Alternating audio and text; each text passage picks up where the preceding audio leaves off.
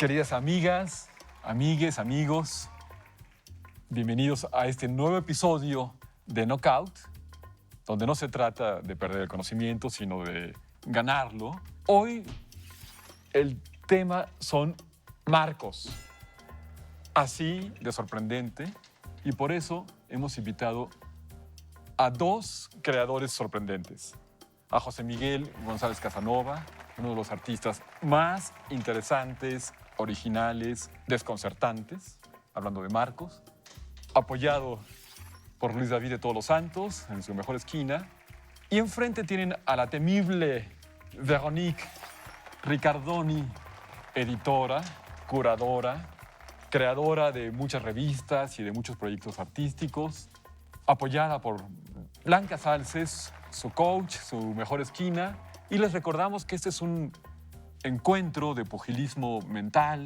de conocimiento, de conceptos, que se va a desarrollar en 3 rounds. Cada round inicia con una pregunta. No se va a llevar el round, a ganar el round, quien dé la respuesta correcta, sino quien dé la respuesta más interesante. No hay presión. Sin más, vamos a la primera pregunta. ¿Dónde escribió Marco Polo su libro de viajes? En su casa, en el camino, en un hotel. En pergaminos, ¿no?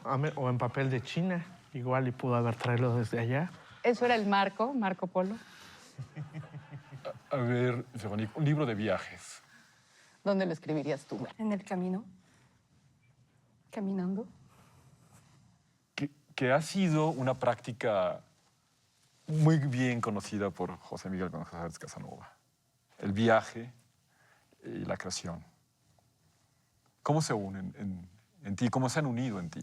Pues la creación es un viaje en sí, ¿no? Aunque no te muevas de donde estás. La oportunidad de salirse del marco de tu cotidianidad y trabajar en otras culturas, en otros contextos, siempre es muy enriquecedor, ¿no? Pues yo siento que varios de los proyectos que me han sido más interesantes se me han ocurrido viajando. Saliéndose del marco de la marca, desmarcándose, que es otro de los principios creativos de Véronique. ¿Cómo se da en tu trabajo? Yo creo que se da cuando tienes un cuerpo de texto, un cuerpo de imágenes y que buscas trabajarlo al cuerpo, ¿no? Como en un ring de box, como en la lucha, y que justamente vas a utilizar herramientas múltiples para poder o darle forma o que te diga algo, ¿no? O sacar algo de él, ¿no? Entonces el marco te ayuda a delimitar, ¿no? Como los lentes. Bueno, aquí tenemos un clarísimo contrapunto porque en el proceso creativo Véronique defiende el marco, pero José Miguel González Casanova parece defender salirse del marco. O sea, para la realidad no hay marcos. Así todo se desborda, todo se sale. Bueno, sí, es que es relativo. Depende qué entiendas como marco, ¿no? Desde luego el trabajo se desarrolla siempre en contextos específicos, ¿no? Y puede ser desde el marco de la fotografía, como puede ser el espacio donde se presenta el cubo blanco, la galería del museo, como puede ser el marco, el contexto de una comunidad donde se está trabajando, o el marco cultural, el contexto donde se está, o sea, un marco como contexto, ¿no? La lengua, ¿no? El español genera un marco para la poesía escrita en español, pero al mismo tiempo la voluntad es, que de alguna manera también lo dice Véronique, desbordar el marco, ¿no? Lo dijo, es cómo se desborda el marco, cómo se rebasa, cómo va más allá, porque finalmente los marcos fragmentan y limitan y la división es alienante, ¿no? Más bien se trata de una integración. A veces el marco es más valioso que la obra, ¿no? Bueno, en lo que yo pinto, el marco siempre vale más. Bueno, de hecho el marco muchas veces hace la obra, ¿no? Es lo que hace Duchamp, por ejemplo, cuando pone el migitorio en el contexto del arte y muchísimas veces simplemente por un objeto, porque esté dentro del museo, en el marco del museo, el objeto que sea, ya se vuelve una obra de arte, ¿no? Entonces, de alguna manera, el marco hace también la obra. Sí, claro, si yo voy a un congalo o a un superteatro, es diferente. O sea, puede ser el mismo espectáculo, pero se ve diferente. Es una manera de escribir una heterotopia, ¿no? Un poco. Dices, no, finalmente un marco es igual de inexistente o toma una formalización porque hay una necesidad de acotar, ¿no? A veces una idea, un trabajo y entregar como una imagen, ¿no? Finalmente la diversidad la obtienes si haces converger miradas, ¿no? Y es un tema más de perspectiva que converge hacia el marco y lo que enmarca. Y ya que estamos hablando de la importancia de los marcos y de salirse de los marcos, terminamos este primer round y, como nos habíamos ido muy lejos de la marca, les recuerdo la pregunta: ¿dónde habrá escrito Marco Polo su libro de las maravillas? Pues fue dentro de un gran marco que fue la cárcel. En esa época Italia estaba en guerra, las repúblicas de Génova y de Venecia estaban enfrentadas. Marco Polo era un comerciante muy destacado, fue hecho prisionero y en la cárcel se encuentra en el mismo recinto con Rustichello da Pizza, que era un bardo, un escritor de romances, de poemas muy conocido, y en sus conversaciones de prisioneros surgieron pues todos los sueños, todos los recuerdos, todas las maravillas que había visto en estas grandes planicies, desiertas, por cierto, como este round, porque ninguno de los otros, es más, no les importó la pregunta, quiero decir, ¿no? Todo eso maravilló y deslumbró a Rustichello y decidieron escribirlo. Entonces, el relato oral de Marco Polo se convirtió en este libro que nos ha maravillado tanto. No se vayan, por favor. El round ha sido declarado desierto, pero todo puede cambiar en este segundo encuentro en unos segundos. Muchísimas gracias.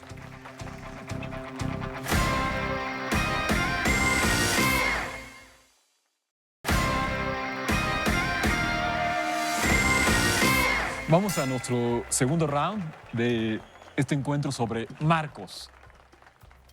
Tenemos con nosotros a Véronique Ricardoni, editora, curadora, a José Miguel González Casanova, artista plástico, visual, multimedia. La pregunta se desprende prácticamente de la primera. ¿Cuántos emperadores se llamaron Marco? Emperadores romanos.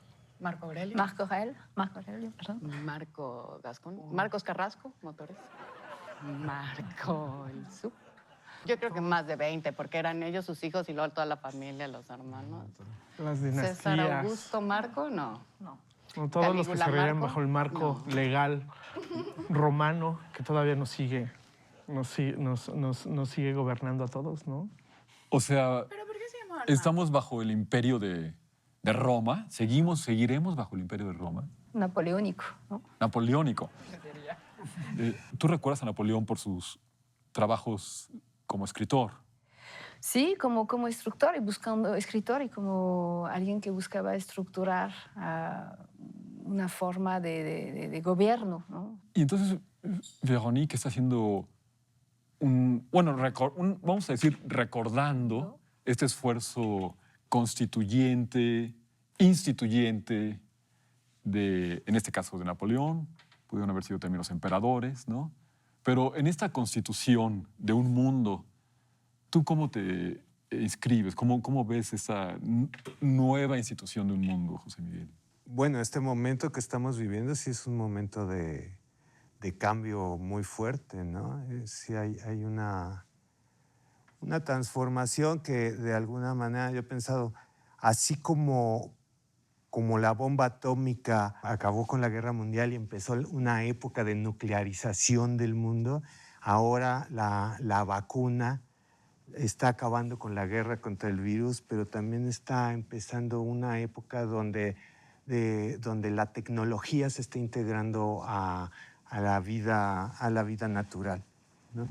Y ahí viene toda una transformación, una intervención de la inteligencia artificial. Estamos en un momento, en el umbral de una nueva época. Querido José, y desde este umbral, ¿cómo ves que llega el arte a esta cita? Lo que tiene el arte en positivo, más allá del aspecto disciplinario, que precisamente es lo que va a entrar en crisis, como todas las disciplinas, porque se va a poner en duda los marcos de referencia de cada disciplina, lo que tiene el arte en positivo es que es aglutinante, que es integrador. Siempre es una suma. Funciona como suma de signos, suma de creaciones, suma...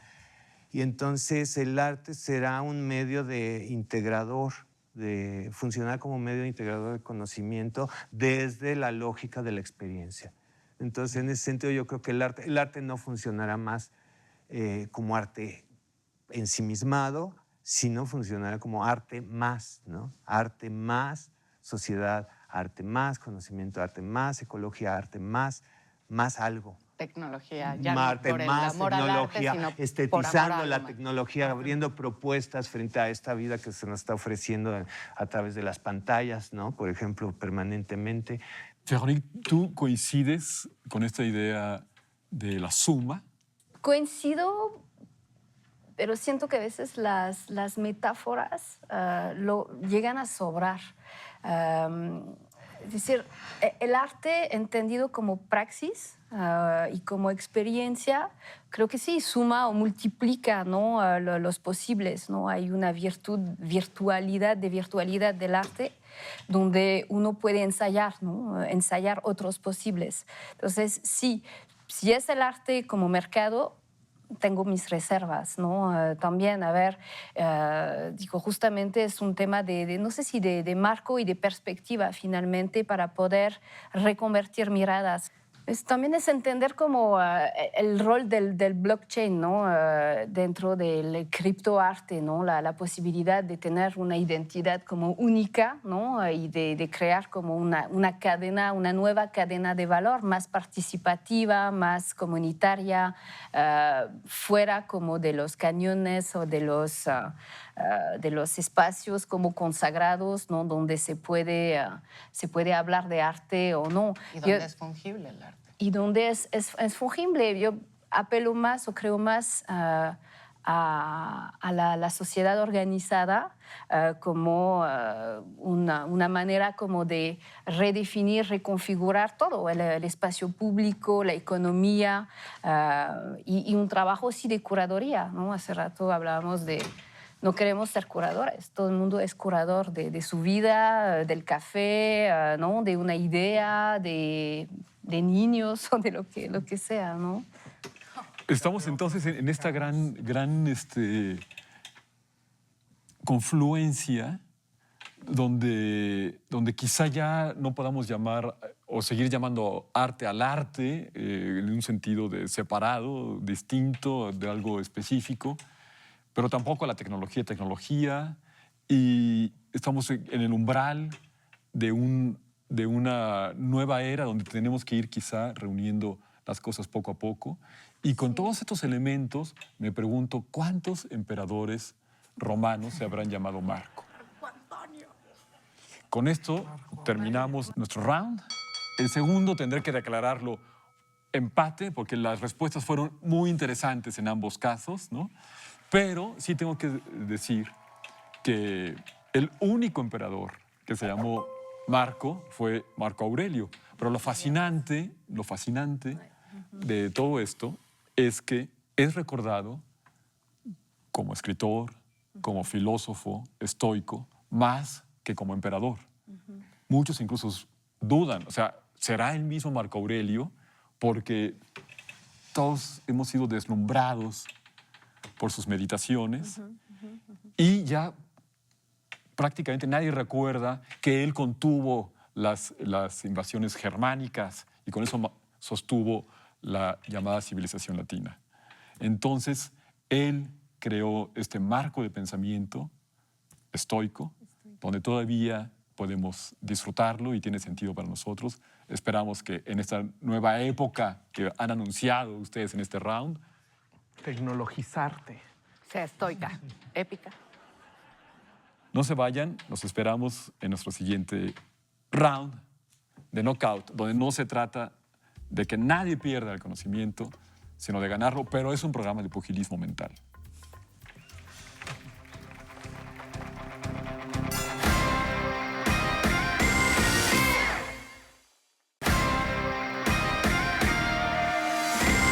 Vamos a iniciar este tercer round, donde tenemos un enfrentamiento entre un bando de mujeres y un bando de hombres.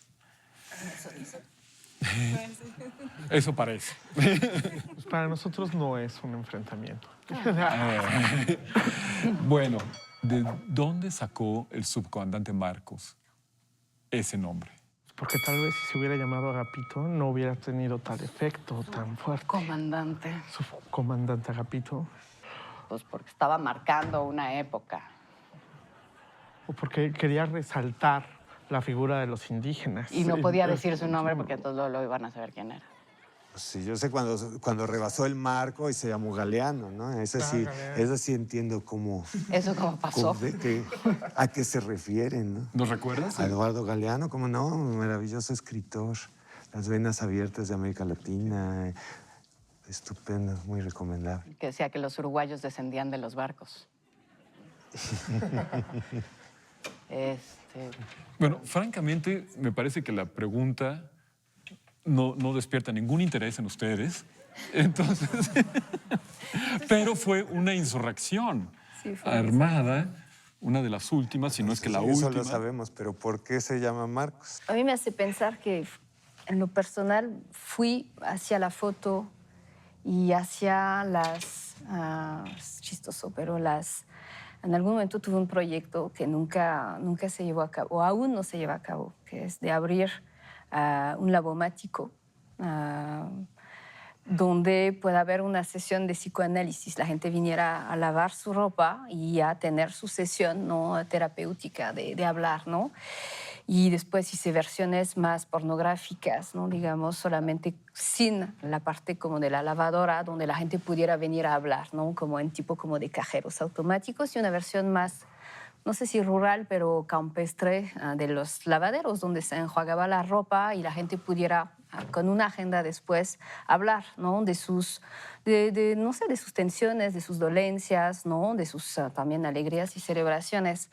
Todo eso para decir que me di cuenta que la patrona o la santa de los fotógrafos y de las lavanderas es Santa Verónica, que viene como de, probablemente de la que no aparece en la Biblia, ni creo que ni en el Nuevo ni en el Antiguo Testamento. Creo. El lienzo. El lienzo, ajá, el Claro, lienzo. es el Sí, la retrato. que quita el sudor, ¿no?, de Cristo en el Golgota, en el Calvario, ¿no? Es Santa Verónica, que queda anónima, que queda fuera del marco religioso, justamente, de los textos. Ujú. Entonces, no sé, el nombre que uno recibe, el nombre que uno decide tomar, ¿no?, es, sí, una máscara con la cual adelantamos o avanzamos todos en la vida, ¿no? Y no sé qué textura o colores como podemos dar como a nuestros nombres, no sé, la importancia del nombre. Pero digamos que Verónica abiertamente está poniendo en tela de juicio el lenguaje como tal. Es algo que tú has llevado a tu creación artística. Pues mira, hablando de nombre, a mí para el nombre me parece muy importante en mis proyectos, ¿no? O sea, porque les debo de contar que yo soy director del BID y rector de la UNAM. Tengo a mi cargo instituciones muy importantes, pero el BID es el Banco Intersubjetivo de Deseos y la UNAM es la heterotópica Universidad de Nodos Autónomos Móviles. Entonces, bueno, creo que el nombre es fundamental ahí porque de alguna manera ahí está el comentario, una manera de hackear, de entrar, ¿no? O sea, si alguien busca BID en internet, El Banco pues Internacional de puede Desarrollo. acabar en mi Banco de los Deseos. O desde luego, pues yo invito a la gente a dar clases en la UNAM y muy orgullosas aceptan y pues entran a la H UNAM a dar clases, ¿no? Entonces, y los estudiantes pues podrán decir que se recibieron en la UNAM y que fueron admitidos en la UNAM. Somos una universidad muy abierta. Entonces, bueno, en ese sentido el nombre, para mí el nombre es fundamental porque sirve para jugar con el significado y para entrar haciendo un comentario del lenguaje. Casanova. Pero el Soy desvío... Casanova, director del Banco de los Deseos. Claro. Y el desvío no está solo en el nombre, sino que en tu trabajo como artista hay una desviación de la economía. Sí, bueno, es que el arte de alguna manera, hablando regresando a la pregunta del nombre, el arte bautiza, el arte genera un nombre a una experiencia. La obra en sí es el nombre de la experiencia. José insiste con ese gancho constante la palabra experiencia. Sí. ¿Qué te dice? Que definitivamente el arte se experimenta, se usa y adquiere como un significado pues, a partir de lo que plantea la obra en su marco, que el marco lo define el contexto, lo define la iluminación, lo va a definir el título o el sin título, a veces algo como muy íntimo que exponemos, ¿no? Finalmente a un interlocutor con el cual hemos establecido un pacto. Y hablando de pactos con el interlocutor, tenemos un pacto con nuestra audiencia. ¿Por qué el subcomandante Marcos eligió ese nombre? Bueno, se hicieron muchísimas conjeturas. Una de ellas era que se trataba del evangelista San Marcos, que es el escritor del evangelio social de la iglesia. Y entonces él, en esta tradición de pensamiento, eligió ese nombre. Podría haber sido una de las razones. Otros pensaron que era un acrónimo de los municipios que participaron en el levantamiento inicialmente, pero él mismo, el subcomandante Marcos, en 1996, en una entrevista con el periodista Jorge Ramos, explicó que en el ejército zapatista, como en otros ejércitos guerrilleros, los nombres de los compañeros muertos eran retomados por los que seguían en la lucha, que era una manera de decir, no ha muerto, yo continúo su causa, ¿no? Y entonces era un militante, soldado del ejército zapatista, que murió, se llamaba Marcos, y el subcomandante retomó su nombre. Este round se lo lleva descaradamente el Ejército Zapatista de Liberación Nacional, a quien saludamos en su viaje por Europa, a los municipios del Buen Gobierno. Queda un programa pues, muy especial, como ya el título lo era, Marcos. Nos salimos de los Marcos con un empate, un round declarado desierto y uno dado a un participante que no está aquí. No se pierdan el siguiente episodio de Knockout, donde todo puede ocurrir de una manera distinta.